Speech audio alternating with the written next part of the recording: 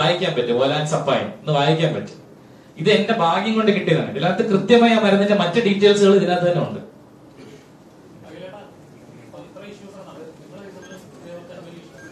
ഞാൻ ആമുഖമായിട്ടൊരു കാര്യം പറയട്ടെ. ഞാൻ ഇത് പൂർണ്ണമായും സിബിന്റെ പത്രസമ്മേളനമാണ്. ഞാൻ ഇതിൽ വരുന്നത് ഈ വിഷയത്തിൽ സിബിന് ഒരു പൂർണ്ണ പിന്തുണ. പൊതുവെ ഇത്തരം വിഷയങ്ങളിൽ നമുക്കറിയാം, ഈ അവനവന്റെ കാര്യം നോക്കി ജീവിക്കുന്നവരാണ് നമുക്ക് ചുറ്റും എല്ലാവരും ഉള്ളത്. നഷ്ടങ്ങളിലേക്ക് പൊതുവെ എല്ലാവർക്കും വലിയ ഭയവുമാണ്. തുടക്കത്തിൽ ഈ വിഷയം പബ്ലിക്കായിട്ട് സിബിൻ എന്നോട് പേഴ്സണലി അവന്റെ ഒരു വിഷമം പറയുകയും അത് പബ്ലിക്കലി പറഞ്ഞിട്ടാണ് ഇത് കൂടുതലും ചർച്ചയാവുന്നത്. അതുകൊണ്ടാണ് സിബിൻ പറഞ്ഞപ്പോൾ ഇതിനകത്ത് വരാമെന്ന് ഞാൻ പറയട്ടെ. അത് ആമുഖമായി പറയട്ടെ. ഇത് എന്റെ പത്രസമ്മേളനമല്ല. പിന്നെ എന്തെങ്കിലും ഇതുമായിട്ട് കണക്ട് ചെയ്തുകൊണ്ട് ചോദിക്കുക, പറയാം. അതോടൊപ്പം ഒരു കാര്യം കൂടി ഞാൻ കൂട്ടിച്ചേർത്ത് പറയാം. കഴിഞ്ഞ ദിവസവും ഇന്ന് സിബിന്റെ പത്രസമ്മേളനമാണ്.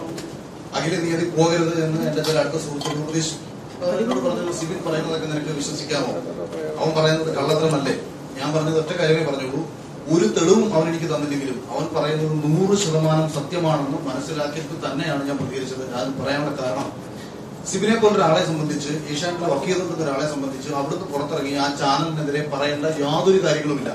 അവന്റെ ഉള്ളിൽ എത്രത്തോളം വേദന ഉണ്ടായിട്ടുണ്ട് എന്നുള്ളതിന്റെ ഒരു വലിയ തെളിവാണ് ചെന്നൈ പോലൊരു സ്ഥലത്ത് പോയിട്ട് ആദ്യം പോലീസ് സ്റ്റേഷനിൽ പോയിട്ട് പരാതി കൊടുത്തപ്പോൾ സ്വീകരിക്കാതിരിക്കുകയും വീണ്ടും അതിനെതിരെ പോരാടാൻ ഇദ്ദേഹത്തിന്റെ കൂടെ സഹായത്തോടു കൂടി കോടതി വഴി DGP നിങ്ങൾ എത്ര പേര് പോകും? ഇപ്പൊ നമുക്കെല്ലാവർക്കും ഇത്തരം വലിയ കോർപ്പറേറ്റുകളിൽ നിന്നൊക്കെ പ്രശ്നങ്ങൾ നേരിടേണ്ടി വന്നു കഴിഞ്ഞാൽ നമ്മൾ എന്തെങ്കിലുമൊക്കെ പറയും, ഒരു ഫേസ്ബുക്ക് പോസ്റ്റോ മറ്റു കാര്യങ്ങളൊക്കെ പറഞ്ഞിട്ട് നമ്മൾ അതിനെ ഒന്ന് സ്റ്റോപ്പ് ചെയ്യും. പക്ഷേ ഒരു ചെറുപ്പക്കാരൻ അതിനെതിരെ പോരാടാൻ തീരുമാനിക്കുന്നു.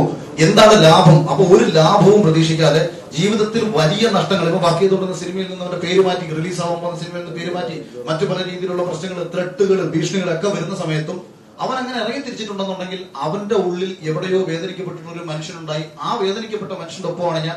അന്ന സമയത്തും ഈ മരുന്ന്, ഞാൻ മെഡിക്കൽ കമ്പനിയിൽ വർക്ക് ചെയ്തതാണ്, സൈക്കാട്രിക് ഡിവിഷനുള്ള കമ്പനിയിൽ വർക്ക് ചെയ്തതാണ്, റിസർച്ച് കമ്പനികളിൽ വർക്ക് ചെയ്തിട്ടുള്ള ആളാണ്. എനിക്കറിയാം ഒരു ഫാർമ കമ്പനികൾ ഏതെല്ലാം രീതിയിൽ ഇത്തരം റിസർച്ചുകൾക്ക് വേണ്ടിയിട്ട് ആൾക്കാരെ ഉപയോഗിക്കുമെന്നുള്ള കാര്യം. അപ്പൊ ഇതും കൂടെ പറഞ്ഞിട്ടാണ് ഞാനും ഈ വിഷയത്തിൽ വന്നത്. ഇനി നിങ്ങൾക്ക് എന്തെങ്കിലും ചോദിക്കേണ്ട നേരത്തെ ഇദ്ദേഹം ചോദിച്ചപ്പോൾ ഞാൻ പറഞ്ഞു ഞാൻ മറുപടി പറയാമെന്ന് പറഞ്ഞു. അതായത് ഈ ഷോയില് ഇവർക്ക് തീരുമാനിക്കാം ആരെ ജയിപ്പിക്കണം എന്നുള്ള കാര്യം. ഒരല്പം കഴിവ് അവർക്ക് ഉണ്ടായിരുന്നാൽ മതി. അപ്പൊ ഉദാഹരണത്തിന് കഴിഞ്ഞ സീസൺ എടുക്കാം. തുടക്കത്തിൽ ഈ കഴിഞ്ഞ സീസണിൽ മുന്നിൽ വരാൻ നിന്നത് മത്സരാർത്ഥി ഞാൻ ആയിരുന്നില്ല. ഞാൻ ഭയങ്കര നെഗറ്റീവിലായിരുന്നു. വിഷ്ണു ആയിരുന്നു മുന്നിൽ വരാൻ നിന്നിരുന്നത്.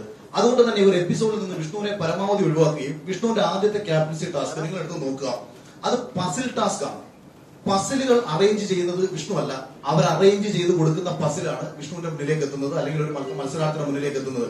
ഈ മത്സരത്തിൽ ഈ മത്സരാർത്ഥി വിജയിക്കണോ വേണ്ടയോ എന്ന് മുൻകൂറായിട്ട് തീരുമാനിച്ചുകൊണ്ട് ഒരു ടാസ്ക് അവർക്ക് പ്രിപ്പയർ ചെയ്യാൻ പറ്റും. നമുക്കത് ജയിക്കാൻ പറ്റില്ല. അന്ന് വിഷ്ണുവിന്റെ ഈ പസില് വിഷ്ണു എത്ര ശ്രമിച്ചിട്ടും വിഷ്ണുവിന് സെറ്റ് ചെയ്യാൻ പറ്റുന്നില്ലായിരുന്നു. ആ ടാസ്കിൽ ഷിജുചേട്ടനാണ് ജയിച്ചത്. ആ ടാസ്കിൽ തന്നെ ഷിജുചേട്ടന്റെ ഒപ്പം മത്സരിച്ച ഞാൻ ആരാന്ന് മറന്നുപോയി, ഒരാളൂടെ ഉണ്ടായിരുന്നു. അയാളുടെ പസിലും അപ്പുറത്തിന് ആരോ റെഡിയാക്കിയിട്ട് വിഷ്ണുവിന്റെ കുറെ സമയം ട്രൈ ചെയ്തപ്പോഴത്തേക്ക് ബിഗ് ബോസ് അനൗൺസ് ചെയ്തു, നിങ്ങൾ ലിവിംഗ് റൂമിലേക്ക് പോവുക. സമാനമാണ്. ഞാൻ ഇനി ഒരു രണ്ട് കാര്യം കൂടെ പറയാം. കഴിഞ്ഞ സീസണിൽ അവർ ആഗ്രഹിച്ചിരുന്ന ഒരു മത്സരാർത്ഥി ഫിനാലിൽ എത്തണമെന്നും ആ മത്സരാർത്ഥി വിജയിക്കണമെന്നും അവർക്കൊരു വ്യക്തമായ പ്ലാൻ ഉണ്ടായിരുന്നു. ആ പ്ലാന്റെ അടിസ്ഥാനത്തിൽ പക്ഷേ 63ാമത്തെ ദിവസത്തെ എവിക്ഷനിൽ ആ പർട്ടിക്കുലർ മത്സരാർത്ഥി സെക്കൻഡ് ലാസ്റ്റ് നിൽക്കുകയാണ്. വോട്ടിംഗിൽ സെക്കൻഡ് ലാസ്റ്റ് ആണ്. ഒരു പക്ഷേ വന്നാൽ എവിക്ട് ആയി പോയേക്കാം. അപ്പൊ ആ മത്സരാർത്ഥി ഇവർക്ക് സർവൈവ് ചെയ്യണമെങ്കിൽ ആ മത്സരാർത്ഥിക്ക് ജയിക്കാൻ കഴിയുന്ന ടാസ്കുകൾ കൊടുക്കുകയും മുന്നിൽ നിൽക്കുന്ന ആൾക്കാരെ പിന്നിലേക്ക് കൊണ്ടുവരികയും വേണം. അവിടെയാണ് ടിക്കറ്റ് ഫിനാലെ ടാസ്കിലേക്ക് എത്തുമ്പോൾ അതിന് തൊട്ടു മുമ്പ് ലൈഫ് ഗ്രാഫ് എന്നൊരു ടാസ്ക് വന്നു. നമ്മുടെ ജീവിതത്തിലെ ഉയർച്ച താഴ്ചകളെ കുറിച്ച് പറയുക എന്ന് പറഞ്ഞുകൊണ്ടൊരു ടാസ്ക്. ഇതേ മത്സരാർത്ഥിയാണ് ഹൗസിൽ പല പ്രാവശ്യം പറഞ്ഞുകൊണ്ട് നടന്നത്. എനിക്ക് ജീവിതകഥ പറഞ്ഞ സമയത്ത് പൂർണ്ണമായും പറയാൻ പറ്റിയില്ല, എനിക്ക് പറയാൻ പറ്റിയില്ല എന്ന് പറഞ്ഞ് നിരന്തരം പരാതി പറഞ്ഞുകൊണ്ട് നടക്കുകയും ലൈഫ് ഗ്രാഫ് എന്നൊരു ടാസ്ക് കഴിഞ്ഞ സീസണിലെ ഏറ്റവും ബോറിംഗ് ടാസ്കും എന്നാൽ പാൻ ഇന്ത്യയിൽ ഹിറ്റായ ടാസ്കുമാണ്. നമ്മളെ ഇതിന്റെ സനാ കഥയോടുകൂടി ഹിറ്റായ ടാസ്കുമാണ്. ഈ ടാസ്ക് ഒരിക്കലും ആരും, കാരണം നിങ്ങൾ ആലോചിച്ചു, നോർമലി പോയിരുന്നെങ്കിൽ ഇത് ഭയങ്കര ബോറ ടാസ്കാ. ഒരാഴ്ച മൊത്തം വന്നിരുന്ന മത്സരാർത്ഥികൾ കഥ പറയുക. ഇപ്പൊ ഞാനൊക്കെ വന്ന് പറഞ്ഞ കഥ ഈ പ്രോപ്പർ എപ്പിസോഡിലല്ല ടെലികാസ്റ്റ് ചെയ്ത്, പ്ലസിലാണ് ടെലികാസ്റ്റ് ചെയ്തത്. പക്ഷെ ഒരു മത്സരാർത്ഥിക്ക് പുറത്ത് സപ്പോർട്ട് കിട്ടാൻ അവർ ആ ഹൗസിനുള്ളിൽ ഉന്നയിച്ചുകൊണ്ടിരുന്ന ആക്ഷേപം, അതായത് അവരുടെ പരാതികൾക്ക് വേണ്ടിയിട്ട് ഒരു ടാസ്ക് പ്ലാൻ ചെയ്യുന്നു. അത് കഴിഞ്ഞ് ടിക്കറ്റ് ഫിനാലെ വരുന്നു. ഇപ്പൊ എനിക്കെന്ന് പറയുന്നത് ഭയങ്കര ശാരീരികമായിട്ട് ബുദ്ധിമുട്ടുള്ള സമയമായിരുന്നു. ഒരിക്കലും എനിക്ക് ടിക്കറ്റ് ഫിനാലിൽ ഇവർ തന്ന ടാസ്ക് ജയിക്കാൻ പറ്റില്ല. ഷിജു ചേട്ടൻ നടുവേദന പിടിച്ച് കിടക്കുന്ന ആളാ, ജയിക്കാൻ പറ്റില്ല. വിഷ്ണുവും മിഥുനും ഞങ്ങളുടെ സ്വഭാവം അനുസരിച്ച് ഈ രാവിലെ തൊട്ട് വൈകുന്നേരം വരെ 15-16 മണിക്കൂർ കുത്തിയിരുന്ന ടാസ്ക് ജയിക്കില്ല. പക്ഷെ 15-16 മണിക്കൂർ കുത്തിയിരുന്നാൽ ആര് വിജയിക്കുമെന്ന് അവർക്കൊരു പ്ലാൻ ഉണ്ടായിരുന്നു. ആ പ്ലാനിനെ അപ്രതീക്ഷിതമായിട്ട് മറികടന്ന ഒരാളായിരുന്നു നാദ്ര. 2 ടാസ്കിൽ നാദ്ര വിജയിച്ചു. 3ാമത്തെ ടാസ്ക്, അതാണ് ഞാൻ പറയുന്നത്, സ്വിമ്മിംഗ് പൂളിൽ ഒരു കോയിൻ ഇടുന്ന ടാസ്ക് ആണ്. ഞങ്ങളുടെ ഹൗസിൽ വെള്ളത്തെ ഏറ്റവും കൂടുതൽ ഭയപ്പെട്ടിരുന്ന ആൾ നാദ്രയാണ്. ഞാൻ പറഞ്ഞ നിങ്ങൾക്ക് കൃത്യമായിട്ട് നിങ്ങൾക്ക് ആലോചിച്ച് മനസ്സിലാക്കാൻ പറ്റും. അപ്പോൾ ആദ്യത്തെ അപ്രതീക്ഷിതമായിട്ട് നാദറ ഫസ്റ്റ് ടാസ്കിൽ സെറീന ജയിക്കുന്നു, സെക്കൻഡ് ടാസ്കിൽ നാദറ ജയിക്കുന്നു. ആദ്യത്തെ ടാസ്കിൽ 10 പോയിന്റും രണ്ടാമത്തെ ടാസ്കിൽ രണ്ടാമത്തെ നാദറയ്ക്ക് 19 പോയിന്റ്, 16 പോയിന്റ് ശോഭയ്ക്ക്, 19 പോയിന്റ് നമ്മുടെ നാദറയ്ക്ക്. അടുത്ത മൂന്നാമത്തെ ടാസ്ക് എന്ന് പറയുന്നത് നാദറ ഏറ്റവും പിന്നിലേക്ക് പോകണമെങ്കിൽ നാദറയ്ക്ക് ഒരിക്കലും വിജയിക്കാൻ പറ്റാത്ത ഒരു ടാസ്ക് കൊടുത്തത് സ്വിമ്മിംഗ് പൂളിൽ മുങ്ങി തപ്പി കോയിൻ എടുക്കുന്ന ടാസ്കാ. വെള്ളത്തിൽ ഇറങ്ങിയാൽ ഭയന്ന് വിറച്ച് നിലവിളിക്കുന്ന ഒരാളാണ് നാദറ. അപ്രതീക്ഷിതമായിട്ട് നാദറ സ്വിമ്മിംഗ് പൂളിൽ ഇറങ്ങിയ സമയത്ത് നാദറയുടെ ഒരു ഭയങ്കര, നാദറ പണ്ട് മുങ്ങിച്ചാവാൻ പോയിട്ടുള്ളൂ, നാദറയ്ക്ക് ഭയങ്കര ഭയം ഉണ്ടാവുകയും വെള്ളം കണ്ട പേടിയുള്ള രോഗമുള്ള ഒരാൾ കൂടിയാണെന്ന് പറഞ്ഞിട്ടുണ്ട്. അങ്ങനെ നാദറയെ ഏറ്റവും പിന്നിലേക്ക് കൊണ്ടുപോവുകയും ഇവരാഗ്രഹിക്കുന്ന ഒരു മത്സരാർത്ഥിയെ അതുവഴി മുന്നിലേക്ക് കൊണ്ടുവരികയും ചെയ്യണം.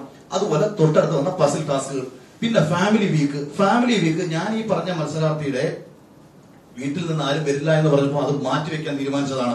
അതുപോലെ ഇവർക്ക് പ്ലാൻ ചെയ്യും. ഇപ്പൊ ഫാമിലി വീക്കില് ഒരാളെയൊക്കെ അകത്തേക്ക് കടത്തി വിടുമ്പോൾ ഡ്രാമ ക്രിയേറ്റ് ചെയ്യാം, അതായത് ഒരു ക്രിയേറ്റീവ് കോൺട്രിബ്യൂഷൻ കൊടുക്കാം. അപ്പൊ ഉദാഹരണം ഷിജി ചേട്ടന്റെ കണ്ണ് കെട്ടിവെക്കുന്നു, മകൾ അടുത്ത് വന്ന് നിൽക്കുമ്പോൾ അവിടെ ഒരു വൈകാരികമായിട്ടുള്ള അന്തരീക്ഷം ഉണ്ടാവും.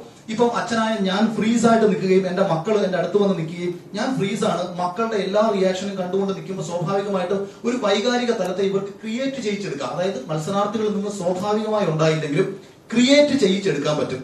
പക്ഷെ അതേസമയം അത് എനിക്കങ്ങനെ തന്നില്ല. എന്റെ കാര്യത്തിൽ അപ്രതീക്ഷിതമായി സംഭവിച്ചതാണ്. എനിക്ക് പ്ലെയിൻ എൻട്രി ആണ്, അതായത് എന്റെ വൈഫും കുട്ടികളും സ്ട്രെയിറ്റ് ആയിട്ട് കയറി വരികയാണ്.